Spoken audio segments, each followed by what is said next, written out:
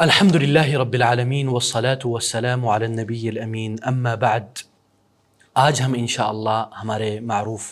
جو دورہ چل رہا ہے الغرور العلمی، ایروگنس آف نالج،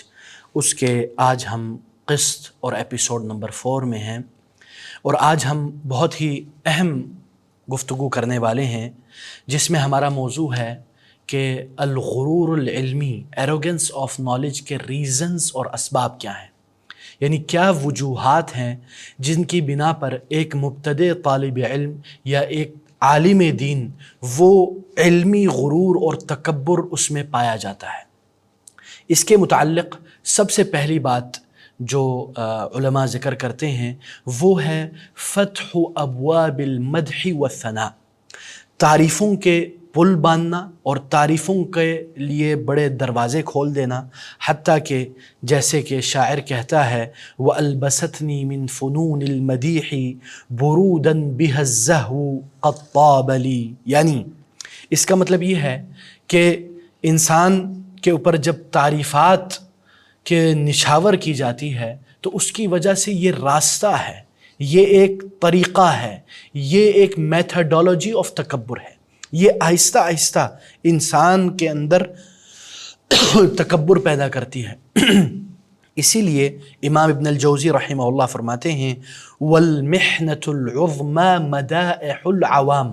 جو لے مین ہے، جو عوام الناس ہے، ان کی تعریفیں انسان کے لیے، طالب علم کے لیے، صاحب علم کے لیے سب سے بڑا فتنہ ہے۔ حتیٰ کہ حضرت علی رضی اللہ عنہ فرماتے ہیں ما ابقى خفق النعال وراء الحمقى من عقولهم شيئا، یعنی جب ایک طالب علم، ایک صاحب علم کے پیچھے لوگوں کے یعنی چلنے کا اور ان کے پیچھے بھاگ دوڑ کرنے کی جب آوازیں آتی ہیں تو جس کے پیچھے وہ جا رہے ہوتے ہیں وہ فتنے میں مبتلا ہو جاتا ہے، اور اس کی عقل اور اس کے علم میں کمی آنا شروع ہو جاتی ہے۔ اسی لیے حضرت علی رضی اللہ عنہ نے ایک دن جب وہ تشریف لائے، مسجد سے باہر نکلے تو بہت سارے لوگ ان کے پیچھے چل رہے تھے،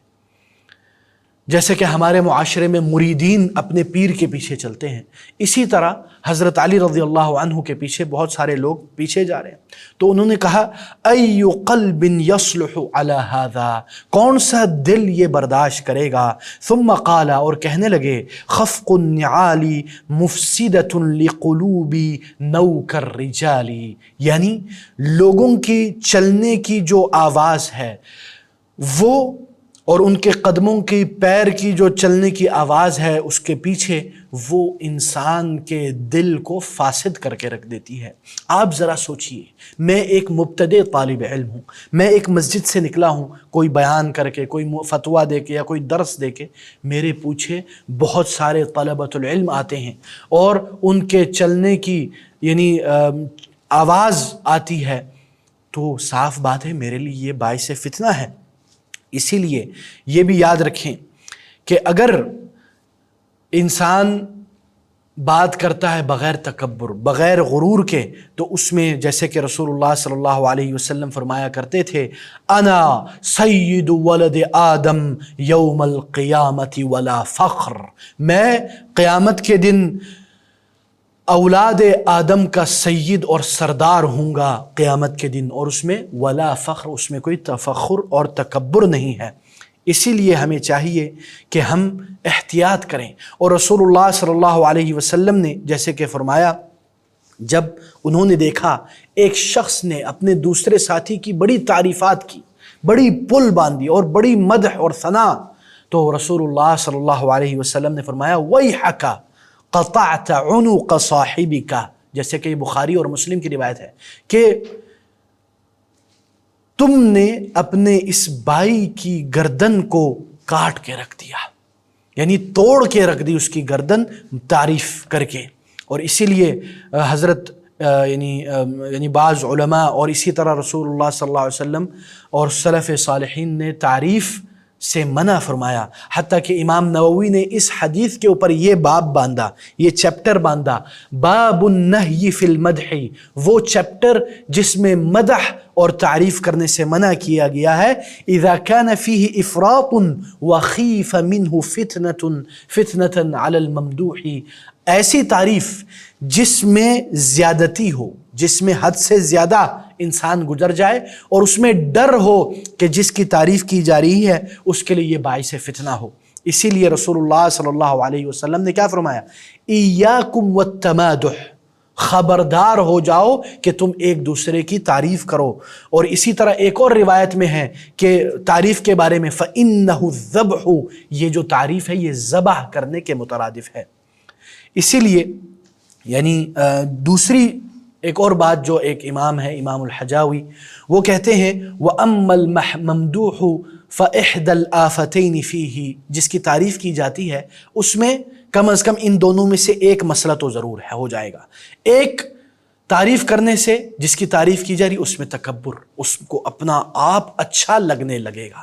دوسری چیز جو ہلاکت خیز ہی ہے، یعنی ہلاک کر دینے والی ہے، وہ کیا ہے؟ ان یفرح فیفتر عن العمل ویرضى عن نفسه، کہ وہ خوش ہو، فیفتر عن العمل تو وہ کام میں سستی دکھائے، ویرضى عن نفسه اور وہ اپنے نفس پر راضی ہو جائے۔ اسی لیے بہت سارے علماء ان چیزوں میں یعنی احتیاطات کے قائل ہیں، حتیٰ کہ رسول اللہ صلی اللہ علیہ وسلم نے منع کیا ہے تعریف کرنے سے، حتیٰ کہ رسول اللہ صلی اللہ علیہ وسلم نے کہا، اسی طرح ایک اور حدیث میں رسول اللہ صلی اللہ علیہ وسلم نے فرمایا احثوا فی وجوہ المداحین التراب، جو تعریف کرتے ہیں ان کے منہ پر مٹی لگا دو، مٹی پھیر دو، مٹی پھینک دو۔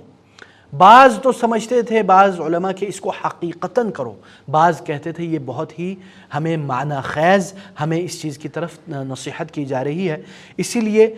بڑے معروف ادیب ابن المقفع کہتے ہیں وَإِيَّاكَ أَن يَكُونَ مِن شَأْنِكَ حُبُّ الْمَدْحِ وَالتَّزْكِيَةِ،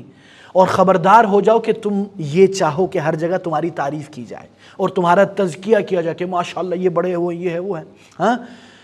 کیونکہ یہ ایک ایسا دروازہ ہے جو اگر کھلنا شروع ہو جائے تو بند نہیں ہوتا۔ اسی طرح دوسری وجہ جو اسباب الغرور العلمی، جو مدح اور یعنی غرور اور ایروگنس آف نالج کے وجوہات میں سے ایک وجہ ہے، وہ ہے موت العلماء وغیاب دورہم، کہ علماء کا اس دنیا سے چلے جانا اور ان کے جو ڈیوٹیز اور رسپانسبلٹیز اور ان کی ذمہ داریاں اٹھانے والے ختم ہو جائے، اور ان کے مقام کے مطابق ان کے خلیفہ کے ناموجود ہونے کا۔ اسی لیے رسول اللہ صلی اللہ علیہ وسلم نے حدیث میں ہے فرمایا کہ ان اللہ لا يقبض العلم انتزاعا ينتزعه من العباد، اللہ تعالی علم کو قبض نہیں کرے گا، اٹھائے گا نہیں لوگوں میں سے، یعنی عباد میں سے، ولكن يقبض العلم بقبض العلماء، لیکن وہ علم کو اٹھائے گا علماء کو اٹھا کر، حتی اذا لم يبقي عالما اتخذ الناس رؤوسا جہالا، یہاں تک کہ جب کوئی عالم نہیں بچے گا تو کیا ہوگا؟ لوگ اتخذ الناس رؤوسا جہالا، اپنی دین کی ریاست اور سیادت جہلا کو دے دیں گے اور ان کو اپنا رئیس اور سید مانیں گے جو جاہل ہوں گے۔ فَسُئِلُوا، تو ان سے پوچھا جائے گا، فَأَفْتَوْا بِغَيْرِ عِلْمٍ، تو وہ فتویٰ دیں گے بغیر علم کے، فَضَلُّوا وَأَضَلُّوا، تو وہ خود بھی گمراہ ہوں گے اور دوسروں کو بھی گمراہ کریں گے۔ یہ بخاری اور مسلم کی روایت ہے۔ اسی لیے بعض علماء کہتے ہیں کہ اذا مات العالم تأہب الجہال للجلوس فی مقامہ، جب عالم فوت ہو جاتا ہے تو جہلا اس عالم کے مقام پر بیٹھنے کی تیاری کر لیتے ہیں۔ کیوں؟ لأن الجو قد خلا، کیونکہ راستہ صاف ہو گیا ہے۔ اسی طرح تیسری جو وجہ ہے یعنی اسباب الغرور العلمی میں، وہ ہے افتقاد المعلم الناصح، ایسے استاد کا مفقود ہو جانا جو نصیحت کرنے والا ہو، تربیت کرنے والا ہو، ضرورت پڑنے پر اپنے شاگرد کے سیدھا کرنے والا ہو۔ اس میں کوئی شک نہیں استاد کا طالب علم پر بہت بڑا کردار ہوتا ہے، بلکہ اگر یہ کہا جائے کہ طالب علم استاد کا خلیفہ اور اس کے مزاج کے مطابق ہوتا ہے۔ اس لیے ایک اچھے استاد کا مل جانا یہ بہت اہم ہے۔ جب استاد ہی متکبر ہوگا تو شاگرد بھی متکبر ہوگا، جب استاد ہی تربیت نہیں کرنے والا ہوگا تو طالب علم کیسے تکبر اور غرور اور اپنے آپ کو فن خوان سمجھنے سے رک سکتا ہے؟